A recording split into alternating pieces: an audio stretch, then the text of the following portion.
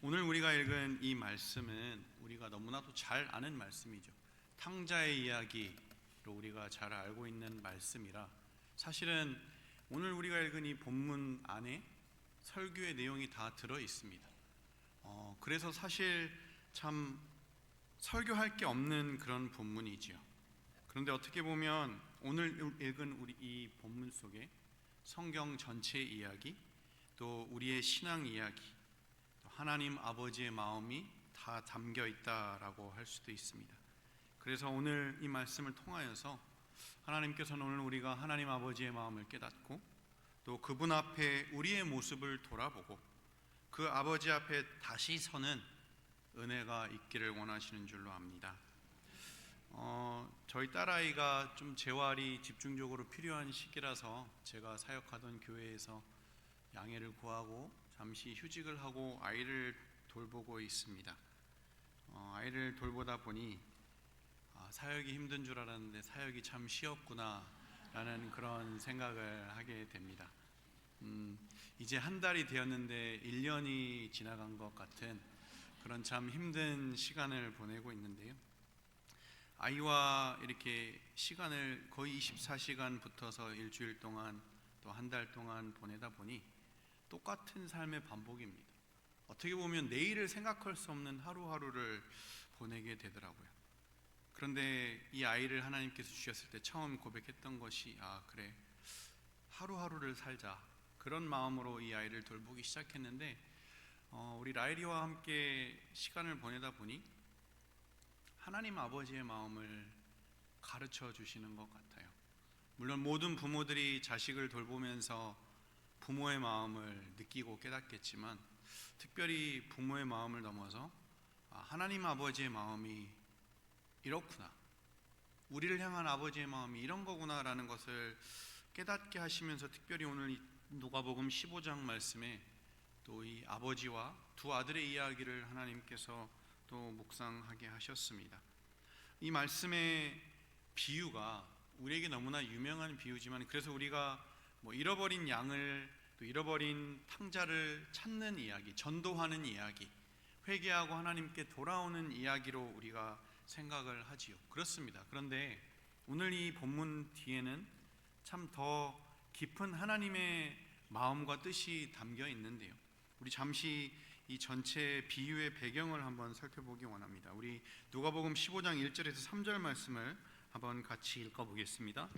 모든 세리와 죄인들이 말씀을 들으러 가까이 나아오니 바리새인과 서기관들이 수군거려 이르되 이 사람이 죄인을 영접하고 음식을 같이 먹는다 하더라.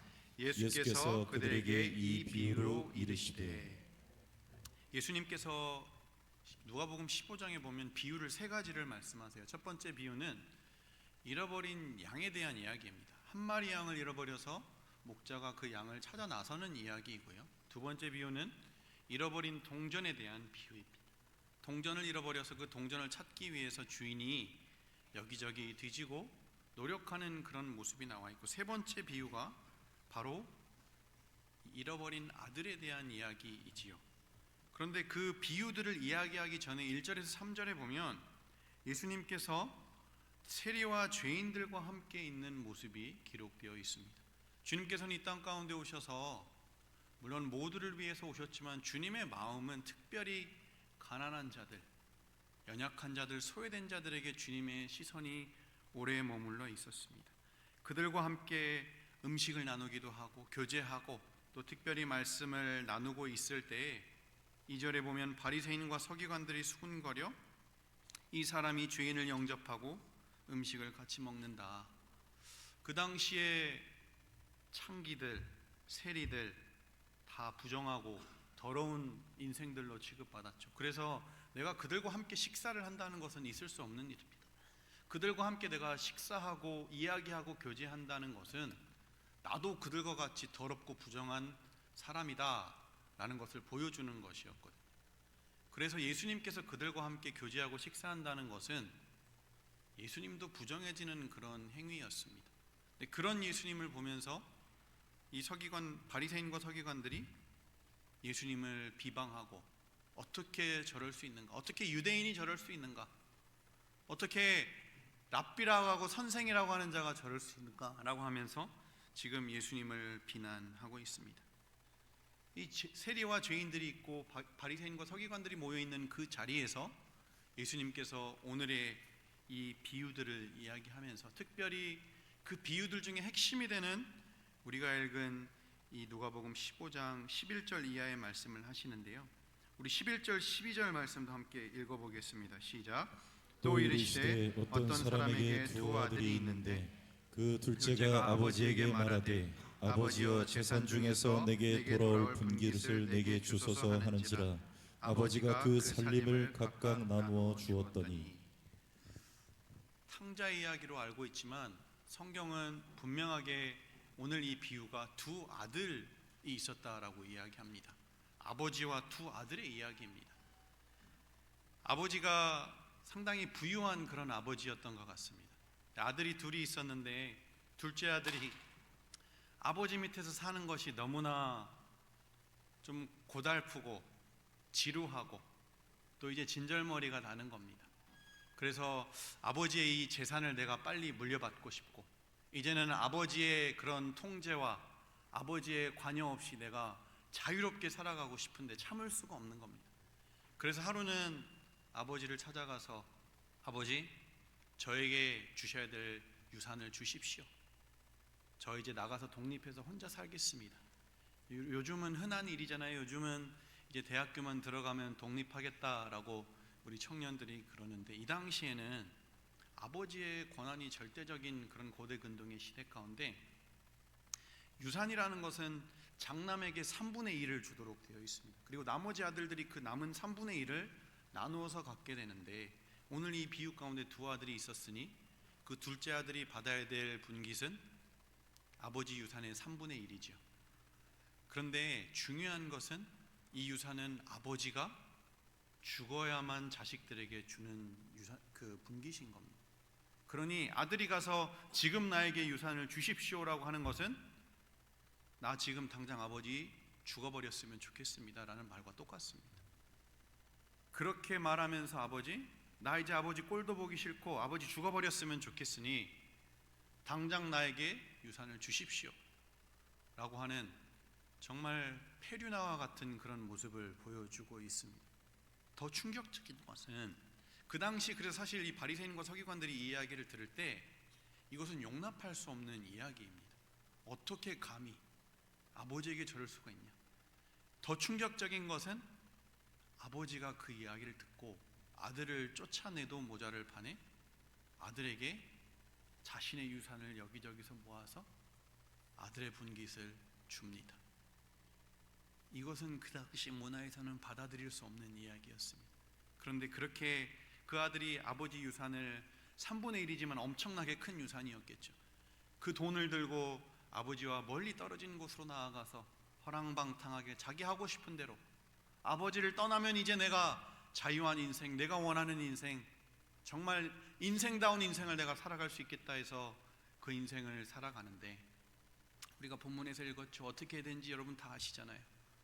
허랑방탕하게 그 재산을 다 낭비하고 짐승만도 못한 취급 돼지도 먹는 그 쥐엽 열매도 먹을 것이 없어서 거기서도 버림받고 정말 후회하는 그 아들의 모습이 기록되어 있습니다. 근데 그 아들이 아버지에게 돌아오잖아요. 아버지에게 염치 없이 돌아오는데 저 멀리서 아들이 오는데 오늘 본문은 아들이 온다는 소식을 듣고 아버지가 나왔다라고 이야기하지 않습니다. 아들이 저 멀리서 형체도 알아볼 수 없는데 이미 아버지는 아들을 알아봤다고 이야기합니다. 그 말은 무슨 이야기입니까? 아버지가 그날만 나와 있었다는 이야기가 아니에요. 집 나간 내 사랑하는 아들이 정말 잘 있을까? 오늘은 저 아들이 집으로 돌아오지 않을까? 그 간절함으로 날마다 그 집 앞에 서서 아들을 기다렸다는 뜻입니다. 그런데 저 멀리 누구도 알아볼 수 없는 그 형체를 아버지는 아들인 줄 알아보고 뛰어갔다라고 오늘 본문은 이야기합니다. 이것도 그 당시 바리새인들에게 받아들여질 수 없는 이야기입니다. 왜냐하면 고대 근동 시대에 아버지는 절대 뛰지 않습니다. 아버지의 권위와 그 위험을 생각해서 아버지는 절대 뛰지 않습니다. 그런데 그 권위와 체면마다하고 아버지가 뛰어나가서 그 아들을 껴안고 눈물로 기뻐하는 모습이 오늘 본문 가운데, 사람들아 새 옷을 빨리 입혀라, 목욕시키고 새 옷을 입혀라, 가락지 끼워라, 신발을 신겨라, 그리고 우리 집에서 가장 큰 살진 송아지 잡아라, 오늘이 내 인생에서 가장 기쁜 날이다, 우리 잔치하자라고 그 아버지가 이야기합니다. 근데 그 잔치를 하고 풍악을 울리고 있는데 큰아들이 밖에서 열심히 일하다가 돌아와서 그 잔치를 보고 어떻게 합니까? 우리가 길어서 다 읽진 않았습니다만 24절 뒤에 보면 분노합니다. 저렇게 아버지를 저주하고 나간 아들, 염치 없이 뻔뻔하게 돌아왔는데 아버지 왜 그를 거두어 주십니까? 그리고 심지어 이렇게 잔치까지 벌려주십니까? 또 계산해보니 그 잔치가 지금 누구 돈으로 하는 거예요? 3분의 2, 이제 큰아들이 물려받아야 될 그 돈으로 하고 있는 거잖아요. 그러니 얼마나 화가 납니까? 그러니 그 집을 박차고 나갑니다. 그 또한 아버지를 무시하는 처사였죠. 온 마을 사람들이 다 모여있는 그 잔치에 큰아들이 분노하면서 아버지를 무시하면서 뛰어나갑니다. 그런데요, 이때도 아버지가 뛰어나갑니다. 아들아, 나랑 다시 집에 들어가자. 다시 집에 들어가자. 그가 그럽니다. 아버지, 내가 한 번도 아버지 명을 어긴 적이 없고 아버지에게 늘 순종하고 아버지 말 잘 들었는데 왜 나에게 이러십니까? 나에게는 한 번도 이런 잔치를 베풀어 주신 적이 없지 않습니까? 라고 그가 분노합니다. 그렇게 큰아들이 분노하는 이야기로 오늘 비유가 마쳐집니다. 여러분 너무나 잘 아는 이야기지만 오늘 이 이야기 속에 우리가 세 가지 키워드를 통해서 함께 은혜를 나누기를 원하는데요. 첫 번째 키워드는 착각이라는 단어를 생각해 보기 원합니다. 바로 영적인 착각입니다. 오늘 본문에 나오는 두 아들은 정말 큰 착각을 하는 것을 우리는 볼 수 있습니다. 여러분, 둘째 아들이 무슨 착각을 합니까? 자기가 삶의 주인이 되어서 자기가 이제 마음대로 살아가면 자기 인생 행복할 거라고 생각했습니다. 자기가 가지고 있는 그 재산, 충분한 재산이 있고 아버지의 곁을 떠나서 정말 족쇄와 같았던 아버지의 말씀을 듣지 않고 내 마음대로 살아가면 내 인생이 참 편하고 자유로울 줄 알았습니다. 잘 풀릴 줄 알았습니다. 그런데 여러분, 어떻게 됐습니까? 우리가 때로는 신앙생활을 하는 것, 때로는 모태신앙으로 자라는 것, 때로는 직분을 받아서 교회에서 사역을 하고 살아가는 것, 그것이 너무나 큰 영광이고 기쁨이지만 때로는 그것이 우리에게 족쇄와 같을 때가 있고요, 때로는 그것이 나에게 큰 짐처럼 느껴질 때가 있습니다. 저도 목사의 자녀이지만 목회자의 자녀인 것이 저에게 때로는 참 큰 부담이고 큰 짐이었습니다. 여러분, 때로는 우리가 하나님의 말씀을 벗어나고 떠나고 때로는 정말 사역의 자리, 교회의 자리, 은혜의 자리를 잠시 떠나면 내 인생이 자유롭고 또 내가 편할 것 같다는 생각이 들 때도 있을 수 있습니다. 그런데요, 하나님이 창조하신 인생은 하나님 품에 있을 때 가장 평안한 줄로 믿습니다. 어거스틴이 그랬지요. 이 땅 가운데 살아가면서 내가 저 영원한 나라 하나님의 품에 안길 때까지는 절대 진정한 평안을 누릴 수 없습니다라고. 왜냐하면 하나님이 창조하셨기 때문에 우리가 하나님 안에 있을 때만 우리가 진정한 평안과 자유를 누릴 수 있다는 것, 우리 잊지 않기를 원합니다. 둘째 아들은 그것을 착각했던 것이죠. 그것이 바로 우리의 모습입니다. 그렇다면 여러분, 첫째 아들은 어떤 착각을 하고 있습니까? 우리 29절 말씀 한번 같이 읽어보겠습니다. 아버지께 대답하여 이르되 내가 여러 해 아버지를 섬겨 명을 어김이 없거늘 내게는 염소 새끼라도 주어 나와 내 벗으로 즐기게 하신 일이 없더니. 첫째 아들은요, 바로 자신이 집에서 아버지 곁에 있었기 때문에 자기는 아버지를 저주하지 않고 아버지를 떠나지 않았기 때문에 자기는 둘째 아들보다 더 의롭다라는 겁니다. 자기는 늘 아버지 곁에 있었고 나는 늘 집에서 아버지 일을 도왔고 집안일을 열심히 했기 때문에 나는 마땅히 인정받고 저 잔치는 내가 보상받아야 될 잔치라는 거예요. 그런 착각을 지금 하고 있습니다. 자신의 공로를 내세우고 있죠. 그러니 사랑받을 자격이 없는 동생이 은혜로 다시 집에 들어왔을 때 정말 어떻게 그럴 수 있냐라면서 이렇게 분노하고 있지요. 사실 이것은 그 당시 바리새인과 서기관들의 모습이었죠. 그들은 세리와 죄인들, 창기들보다 그들은 늘 율법을 지키고 살았기 때문에, 그들은 늘 성전에 있었기 때문에, 그들은 늘 말씀을 듣는 자리에 있었기 때문에 그들은 남들보다 더 의롭다라고 생각했습니다. 여러분, 심리학 용어 중에 더닝크루거 효과라는 용어가 있습니다. 이 더닝크루거 효과는 1999년 미국의 코넬 대학교 사회심리학 교수인 데이빗 더닝과 그 밑에 대학원생이었던 저스틴 크루거가 실험을 통해서 밝혀낸 그 연구 결과로 탄생한 용어인데요. 요약해보면 결국 이 용어가 어떤 뜻을 가지고 있냐면 능력 없는 사람이 자신을 과대평가하는 겁니다.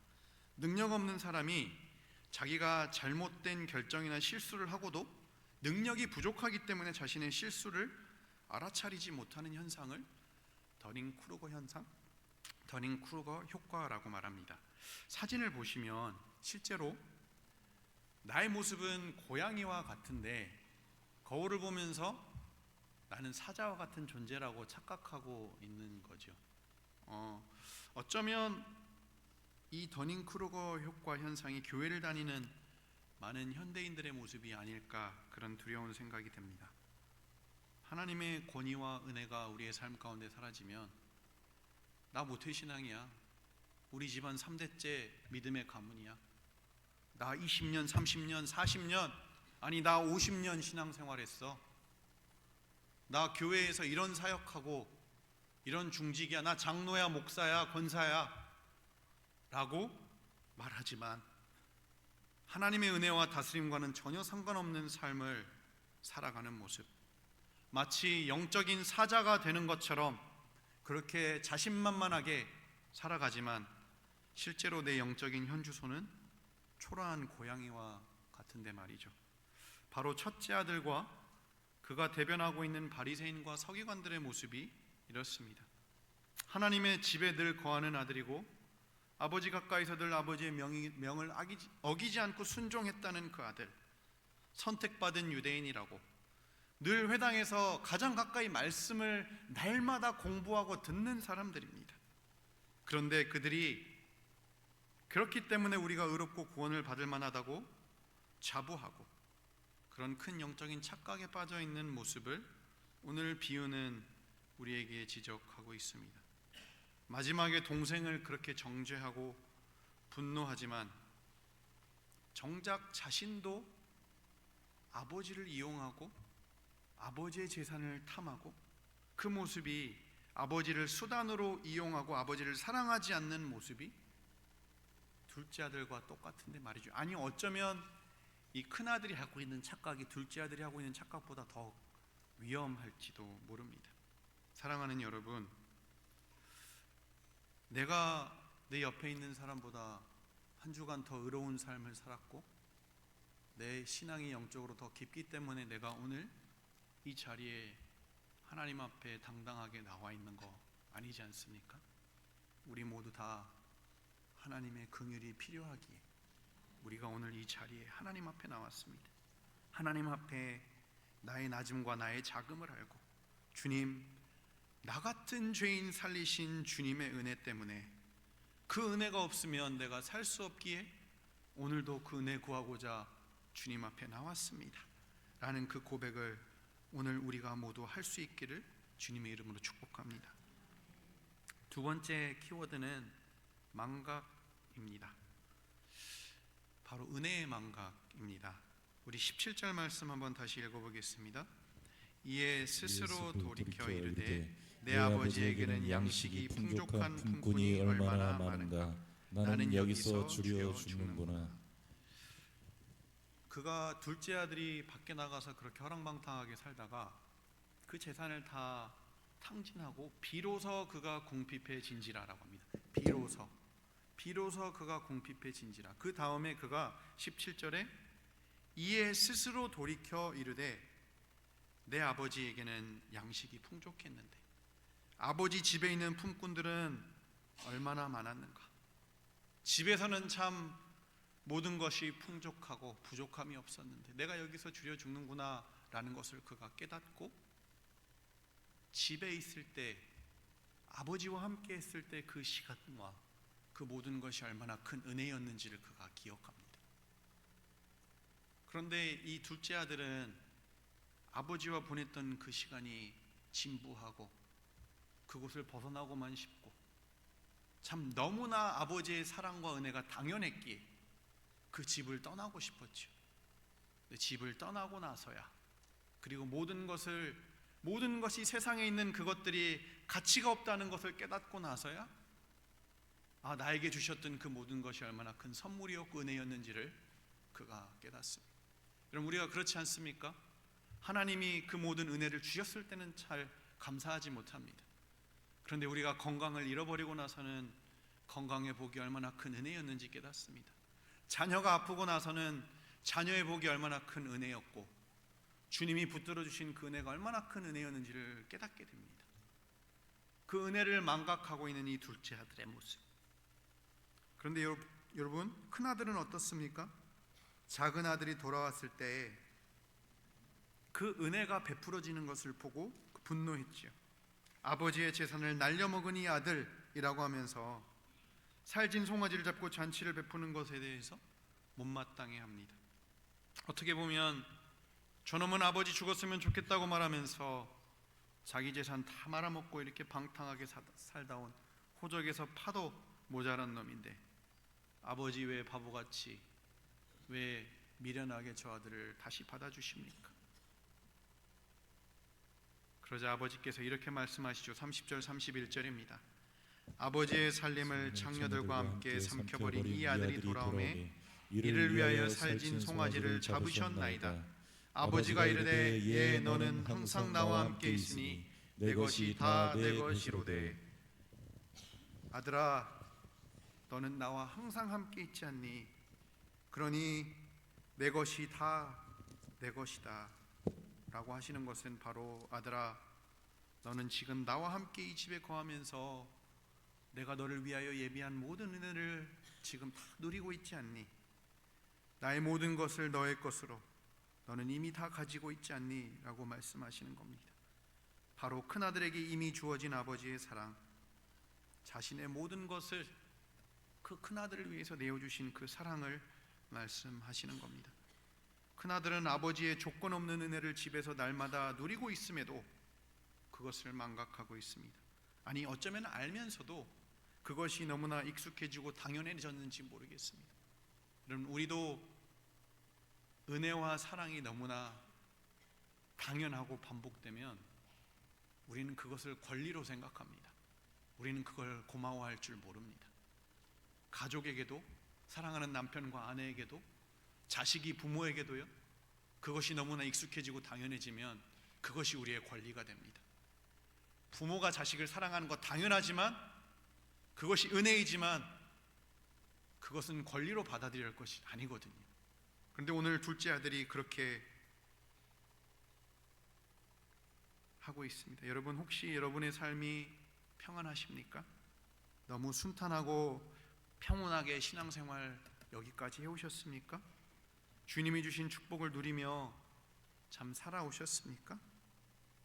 여러분, 그래서 그것 때문에 하나님께 더 감사하고 하나님께 더 감격하는 하루하루 보내고 계십니까?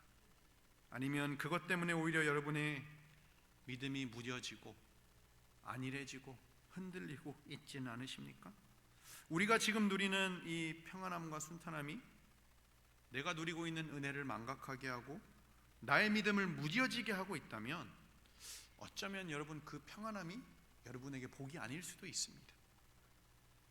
내가 춥고 배고프고 아프고 힘들어도 그것으로 인해서 하나님 앞에 나의 낮음을 알게 되고 그래서 하나님을 더 붙잡게 되고 그리하여 하나님의 은혜를 더 간절히 사모하고 있다면 여러분의 그 춥고 배고픈 광야의 시간이 어쩌면 여러분에게는 더 큰 복인지도 모릅니다. 여러분, 여기저기서 한국교회가 위기라고 합니다. 지금 벌써 2026년이죠. 제가 대학생 때도 한국교회 위기라는 얘기가 심심치 않게 들렸습니다. 지금 벌써 많은 세월이 흘렀는데 왜 아직도 위기일까요?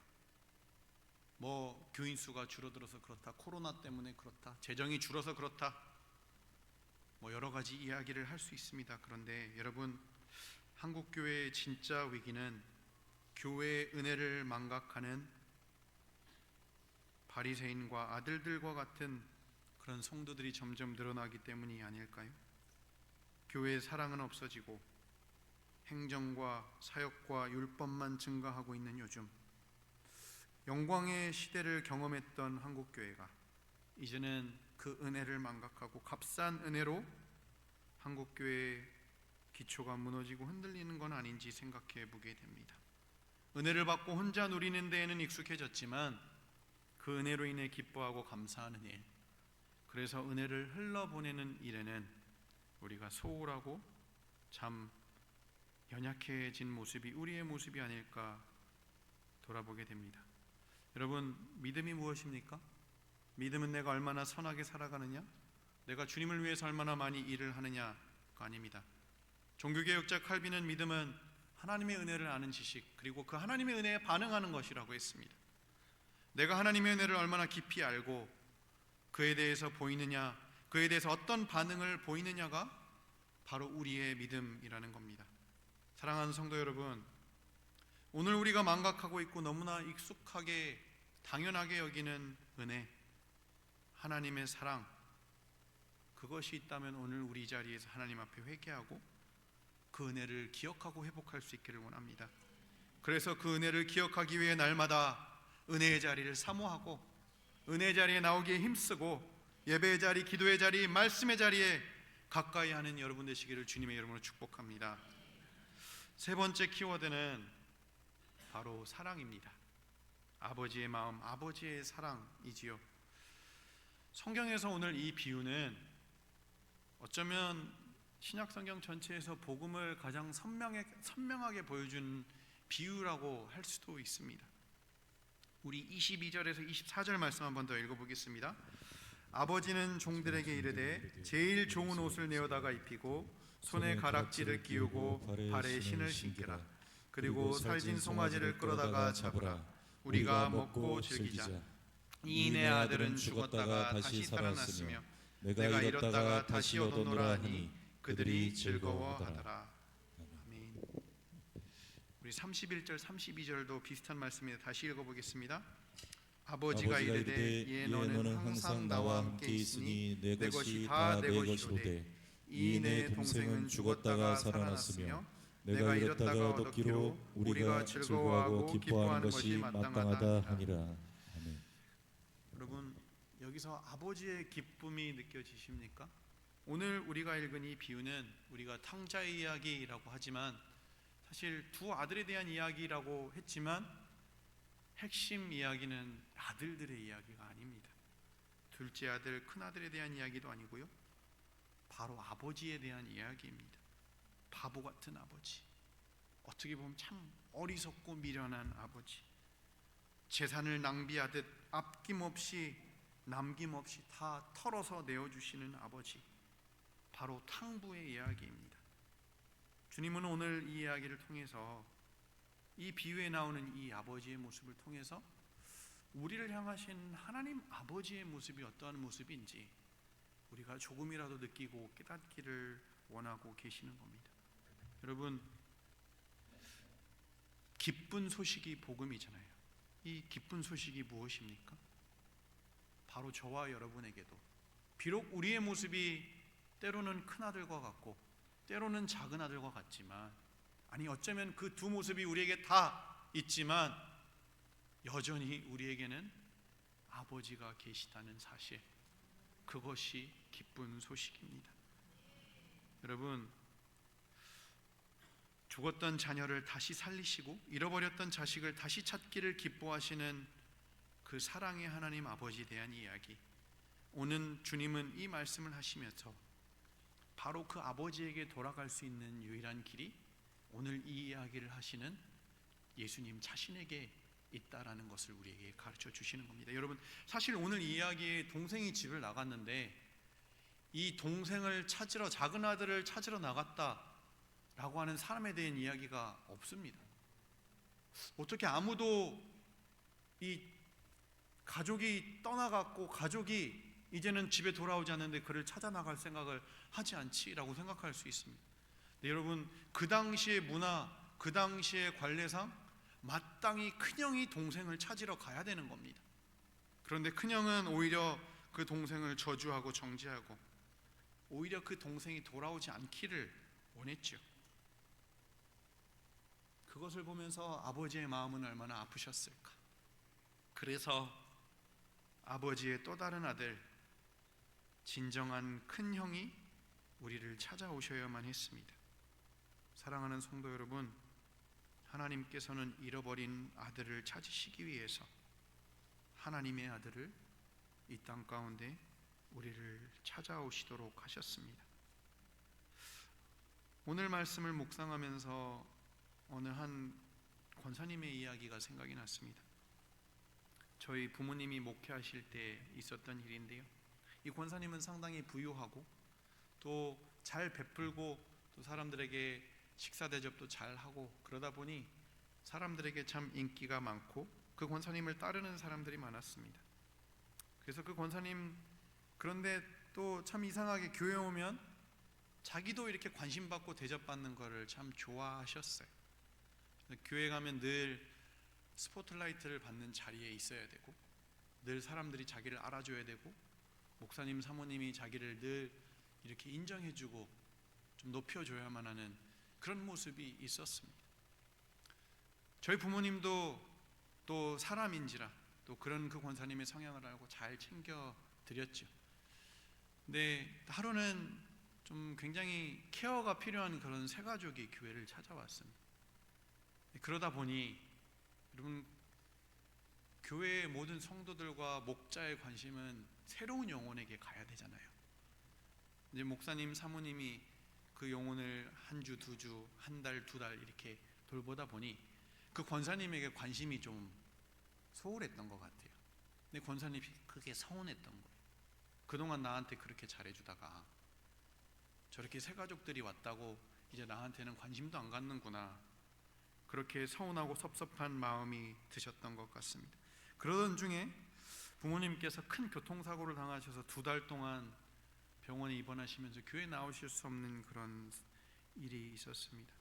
그 시기에 권사님이, 목사님이 계시지 않는 사이에 여기저기 불평불만을 하며 부모님에 대해서, 교회에 대해서 안 좋은 이야기들, 그런 험담들을 하기 시작했습니다.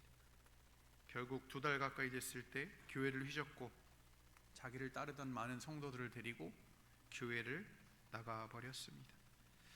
병상에서 이 소식을 듣고 알게 되신 부모님 피눈물 흘리셨습니다.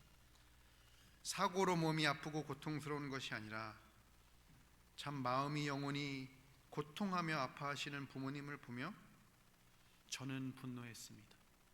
저는 그 권사님을 생각하며 나는 저 권사를 용서할 수 없다라고 하며 제가 분노했던 기억이 있습니다.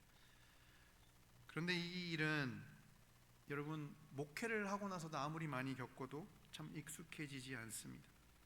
참 부끄러운 모습은 제가 신학교에 가고도 그 권사님에 대한 미움과 분노가 사라지지 않았습니다. 그렇게 몇 년이 흘렀습니다. 이제 잊을만 한 때가 되었을 때 제가 부모님이랑 같이 집에 있는데 그 권사님으로부터 전화가 왔습니다. 너무나 오랜만에 갑자기 전화가 와서 깜짝 놀랐죠. 그런데 그 권사님이 전화 오자마자 하시는 이야기가 건강이 많이 악화돼서 암 진단을 받았는데 암 말기라는 겁니다. 그래서 이제 중환자실에서 이제 얼마 살지 못하니 마음의 준비를 하라는 소리를 듣고 어떻게 해야 되나 절망하는 가운데 아버지 목사님이 생각이 나서 목사님께 전화를 했다는 거예요. 참 죄송한 말씀입니다. 근데 제가 처음에 그 이야기를 듣고 제가 속으로 꼴 좋다, 참 마음에 참 합당한 열매를 당신이 얻었구나 라는 그런 악한 생각을 했었습니다. 더 충격적인 것은 그 권사님이 아버지에게 목사님 와서 기도해 주세요 라고 하는 거예요. 더 충격적인 것은 전화를 끊고 아버지가 갈채비를 하시는 거예요. 제가 좀 혼란스러웠습니다. 그리고 갈채비를 하시는 아버지에게 아버지 가지 마세요. 부모님 피눈물 흘리게 한 그 사람, 몇 년 만에 자기 아쉬워서 이제 연락가 오는 그 사람을 왜 찾아가서 기도해 주십니까? 그렇게 기도해 주신다고 그 사람이 은혜를 알기는 할까요? 아버지 가지 마세요. 그런데 아버지는 아무 말씀도 안 하시고 병원으로 그 권사님을 찾아가셨습니다. 여러분, 참 부끄럽지만 제 마음에 솔직한 제 마음의 심정이었습니다. 내 아버지가 병원에 가서 권사님을 위해서 기도해 주시고 그 권사님이 눈물로 아버지에게 죄송하다고 하면서 회개의 기도를 드렸다라고 하면서 그 후로 아버지께서 몇 번 더 찾아가시고 기도해 주시고, 근데 놀라운 것은 나중에 그분이 기적적으로 암이 회복되고 수술이 잘 되어서 퇴원하고 일상생활을 하며 또 부모님을 찾아와서 또 이렇게 인사하는 것도 제가 보게 되었습니다. 여러분, 아버지도 왜 아프지 않았겠어요? 그런데 개인적인 감정이었다면 아마 당연히 가지 않았겠죠. 그런데 하나님 아버지께서 원하시고 기뻐하시는 일이니까, 하나님 아버지께서 큰아들에게 원래 원했던 일이니까 그렇게 하셨던 겁니다. 오늘 말씀을 묵상하는데 하나님께서 그때 그 이야기를 생각나게 하시면서 은혜를 주십니다.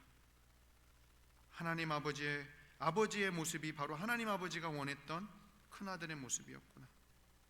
그래서 큰아들과 같았던, 은혜를 모르고 아버지의 마음을 너무나도 몰랐던 저의 완악한 모습을 뒤늦게 하나님께서 깨닫게 하십니다. 사랑하는 여러분, 예수님께서 큰 형이 되어서 우리가 그 큰 형의 모습을 우리가 그렇게 살아가지 못하니 예수님이 그 모습으로 우리를 찾아오셨다라고 했잖아요. 예수님께서 하늘의 영광 버리고 우리를 찾아오실 때 마치 제가 아버지를 말렸던 것처럼 천국에서 천사들과 모든 이들이 예수님 가지 마세요, 예수님 가지 마세요라고 하지 않았을까요? 예수님의 이름을 짓밟고 예수님을 이용하고 떠나가 버린 저 아들, 저 딸, 무엇이 아쉬워서 주님이 이 영광을 버리고 찾아가십니까? 가지 마세요. 찾아간다고 해서 저들이 주님의 은혜를 알기나 할까요? 그런데 예수님 아무 말 안 하시고 묵묵히 어린 양처럼 골고다 십자가의 길을 이 땅 가운데 찾아오셔서 걸어가셨지요. 그는 하나님이신데 하나님의 본체시나 하나님과 동등됨을 취할 것으로 여기지 아니하시고 오히려 자기를 비워 종의 형체를 가지사 사람들과 같이 되셨고 사람의 모양으로 나타나서 자기를 낮추시고 죽기까지 복종하셨으니 곧 십자가에 죽으심이라. 그는 하나님이신데 그 영광을 버리시고 가장 비천한 자리에 오셨습니다. 우리를 찾아오시기 위해서 그 부요함과 영광을 다 버리고 가난해지셨습니다. 전능의 자리를 내어버리시고 가장 연약한 자리에 우리를 찾아오셨습니다. 아버지의 마음을 너무나 잘 아셔서 친히 큰 형이 되셔서 작은 아들을 찾아오기 위해 주님이 이 땅 가운데 오신 것입니다. 여러분, 그래서 우리는 이제 은혜의 새 옷을 입고 가락지를 끼고 복음의 신을 신고 영광의 자리에 서 있지만 주님은 가시면류관을 쓰셨고 십자가에서 옷이 갈기갈기 찢긴 채 피 흘리셨지요. 이것이 바로 복음이요 아버지의 사랑을 가장 선명하게 보여주는 성경의 이미지입니다. 아버지는 자신을 사랑하지 않고 돈만 노리는 두 아들에게 명예와 인격을 짓밟히셨습니다. 하지만 여전히 그 아들들을 품어주는 모습을 보여줍니다. 정말 무모하리라 만큼 바보같이 자신의 모든 것을 쏟아부으시고 내어주십니다. 여러분, 팀 켈러 목사님 얼마 전에 별세하셨는데 그가 탕부 하나님이라는 책을 썼는데 그가 그의 책에서 이 아버지의 모습을 이렇게 표현합니다. 우리 한번 같이 읽어볼까요? 결국 아버지에게 둘째 아들이 요구한 것은 아버지 목숨을 찢어달라는 것이었다. 그런데 아버지는 아들을 사랑해 그대로 해준다. 이 아버지는 사랑을 거부당한 고통뿐 아니라 처참한 명예훼손까지 참고 견딘다. 이 아버지는 아들을 사랑하며 괴로움을 견딘다. 팀 켈러 목사님은 아버지가 자신의 몸을 찢었다라는 그런 표현을 쓰십니다. 실제로 하나님의 아들이 십자가에서 자신의 몸을 찢으셨죠. 우리를 위해서. 그 고통을 인내하셨죠. 근데 아버지가 그 고통을 인내하고 있다라는 것을 오늘 말씀은 우리에게 담고 있습니다. 왜 그러셨을까요? 왜 바보같이 오늘도 고개 내밀고 춥고 더운데 저 밖에서 오지도 않을 그 아들을 발을 동동 구르며 기다리고 계시는 걸까요? 오늘도 왜 밑빠진 독에 물 붓듯이 아버지의 심장을 우리에게 그렇게 남김없이 낭비하고 계시는 것일까요? 그 이유는 다른 것 없습니다. 사랑하기 때문입니다. 바보같이 나 같은 죄인을 사랑하시기 때문입니다.